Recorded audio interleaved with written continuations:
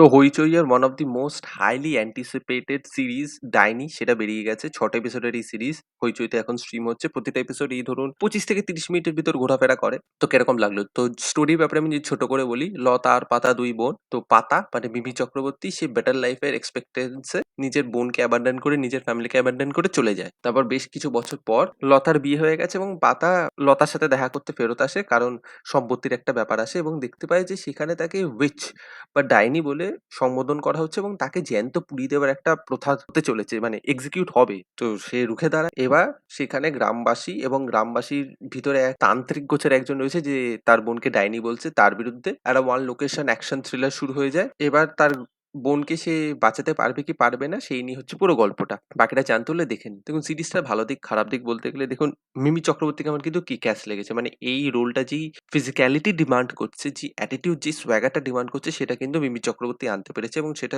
যথেষ্ট ভালোভাবে আনতে পেরেছে। এখানে আপনি যখন দেখতে পাবেন যে মিমি চক্রবর্তী একটা জায়গায় যাচ্ছে তার বোনের সাথে দেখা করতে, মানে লতার সাথে দেখা করতে, সেখানে কিন্তু ওই যে বিল্ড আপটা খুব ভালোভাবে দেখিয়েছে যে সে যাচ্ছে তো যাচ্ছে, সে কতটা ইন্টেরিয়র এ যাচ্ছে সেটা কিন্তু খুব ভালোভাবে এস্টাবলিশ করতে পেরেছে এবং ওই সময় ব্যাকগ্রাউন্ড মিউজিকটা যেভাবে হবে মানে যখন দেখতে পাচ্ছে যে বোনকে লতাকে পুড়িয়ে ফেলা হবে, মানে সেই সময় যেভাবে বিজিএমটাকে ডিজাইন করেছে সেটাও কিন্তু খুব ইন্টেন্স এবং সেটাও খুব ভালো এবং এই যে টপিকটাকে তুলে এনেছে যে পুড়িয়ে দেওয়া এই প্রথাটা, এটা আগেও হয়েছে, এখন হচ্ছে, ইংল্যান্ডেও হতো, বেঙ্গলেও হয়। তো সেই জিনিসটা যে দেখিয়েছে সেটা যে অ্যাড্রেস করেছে সেটাও খুব ভালো এবং এখানে কিছু, কিছু জায়গায় ব্রুটালিটি যেভাবে দেখিয়েছে, গোর মানে রক্ত তো দেখিয়েছে কিন্তু কিছু, কিছু জায়গায় ব্রুটালিটি রয়েছে মানে কেটে দিচ্ছে, কুপিয়ে দিচ্ছে, দুভাগ করে ফেলে দিচ্ছে। তো ওটাও মানে হইচই স্ট্যান্ডার্ডস এ তো এরকম জিনিস দেখানোই হয় না। তো সেটা যে দেখিয়েছে, এই যে ওরা স্টেপটা নিয়েছে, এক ধাপ আগে বেরিয়েছে, সেটাকে সত্যিই প্রশংসা করতে হবে। কিছু, কিছু জায়গায় কিন্তু অ্যাকশন ডিজাইন সত্যিই খুব ভালো। ওয়ান লোকেশন থ্রিলার এ কিছু, কিছু জায়গায় টেনশন আপনারা ফিল করতে পারবেন এবং ক্লাইম্যাক্সটা স্যাটিসফ্যাক্টরি ফর হইচই অডিয়েন্স। আমি কিন্তু আগেই বলে দিলাম ফর হইচই অডিয়েন্স। ক্লাইম্যাক্সটা কিন্তু সত্যি খুব ইন্টারেস্টিং এবং একটা যে নন লিনিয়ার অ্যাপ্রোচ নেওয়া হয়েছে, যে ১ম এ প্রেজেন্ট দেখাচ্ছে, তারপর মাঝে, মাঝে পাস্ট এর কিছু, কিছু সিন দেখানো হচ্ছে। তো এই অ্যাপ্রোচটাকে আমি বাহবা দিতে পারি। সেটা কিন্তু খুব ভালোভাবে হয়েছে। তো এইগুলো তো ভালো দিক। যেগুলো ভালো দিক সেগুলোকে প্রশংসা করতেই হবে। কিন্তু আমি যদি খারাপ দিকে আসি, দেখুন এখানে কিন্তু না ২ বোনের ভিতর যে কেমিস্ট্রিটা রয়েছে বা যেই ইনটেনসিটিটা রয়েছে সেটা কিন্তু ১ম দিকে ভালোভাবে দেখানো হয়নি। মানে খুব ভেগ রিজনিং, মানে রিজনিংটা খুব ভালোভাবে এস্টাবলিশ হয়নি যে ওদের ভিতর ভালো বন্ডিং রয়েছে কি নেই। ওরা যেভাবে চলে যাচ্ছে সেটাও কিন্তু খুব আহামরিভাবে দেখায়নি। এবং এখানে প্রচুর, প্রচুর পার্শ্ব চরিত্র রয়েছে। সেগুলো কিন্তু কিছু, কিছু ভালো। আমি যেটা বললাম গ্রামের এক তান্ত্রিক রয়েছে। সে সবাইকে ম্যানিপুলেট করছে। তার অভিনয় ভালো। কিন্তু তার যেভাবে কনক্লুশন টা ড্র করা হবে মানে এই ৩০ সেকেন্ডের একটা সিনের ভিতর সেটা আমার ভাল লাগেনি এবং আপনি যদি হইচই এর অডিয়েন্স হন তাহলেই কিন্তু আপনার এই যে ক্লাইম্যাক্স টা ডিজাইন করেছে যেভাবে, সেই ক্লাইম্যাক্স টাকে আপনার স্যাটিসফ্যাক্টরি লাগবে।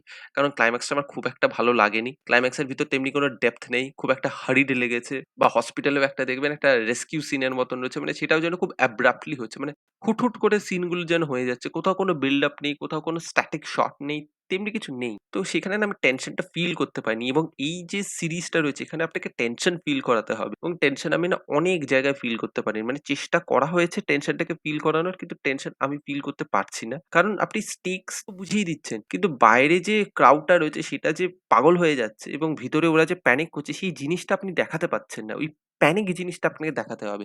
এবং এখানে আমি আগেই যে বললাম পার্শ্ব চরিত্রের ব্যাপার, শ্রুতি দাস আমি যদি ভুল না হয়ে থাকি যিনি রয়েছেন, সে যেভাবে এন্ট্রি নেবে, সে যেভাবে সিন গুলোকে দেখাবে সেগুলো কিন্তু দারুণভাবে হবে। কিন্তু সে যেভাবে ফেড আউট হয়ে যাবে, মানে এরকম হাজার একটা ক্যারেক্টার রয়েছে যেগুলো আসছে দারুণভাবে কিন্তু ফেড আউট হয়ে যাচ্ছে আপনার ঠিক ভাল লাগছে না। এবং আমি বলতে বাধ্য হচ্ছি হইচই জেনারেলি ৮ টা এপিসোডের সিরিজ করে। এটা ৬ টাই করছে ঠিক আছে। কিন্তু এপিসোড গুলো না আরো ৫-৭ মিনিট বেশি হতে পারত। তাহলে না আপনি ফিল করতে পারতেন একেকটা ক্যারেক্টারের জন্য।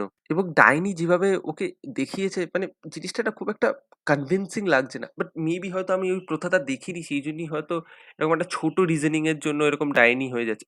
রিজনিংটা খুব একটা ছোট না, গ্রামের লোকের জন্য হয়তো বিশাল বড়। বাট তেমনি কনভিনসিং ভাবেও দেখাতে পারছে না। তো মেইনলি হচ্ছে আপনার টেনশন বিল্ড এবং ইমোশনাল বিল্ড এর জন্য। এবং নন-লিনিয়ার স্টোরিটা দেখুন কিছু জনের জন্য কাজ করবে, কিছু জনের জন্য কাজ করবে না। কিন্তু আমার ক্লাইম্যাক্স মানে যেটা পে অফ হবে সেটা খুবই টিপিক্যাল, খুবই প্রেডিক্টেবল লেগেছে এবং আমি ইমোশনটা মোস্টলি মিসিং পেয়েছি। তো এইজন্য আমি এটাকে হাইলি রেট করতে পারব না। বাট হ্যাঁ, হইচই গিভেন দি হইচই স্ট্যান্ডার্ডস আমি বলব ইট ইস অ্যান অসাম সিরিজ। আপনারা নিশ্চয়ই দেখুন। আপনারা যদি হইচই সিরিজ দেখে থাকেন আপনার এটা সত্যিই যথেষ্ট ভালো শক ভ্যালু দেবে, যথেষ্ট ভালো entertaining ভ্যালু দেবে। মিমি চক্রবর্তী ফাটিয়ে কাজ করেছে এবং নির্ঝরের উপর আমার সত্যিই যথেষ্ট আশা রয়েছে। He is a very promising director এবং আমি আশা করি উনি এরকম ভালো টপিক আরো আনবেন এবং আরো বেশি ইনটেন্স ভাবে উনি প্রেজেন্ট করতে পারবেন। মেবি বাজেট ইস্যুর জন্য এটা করতে পারেননি। বাট আশা করি পরে উনি আরো ভালোভাবে এক্সিকিউট করতে পারবে।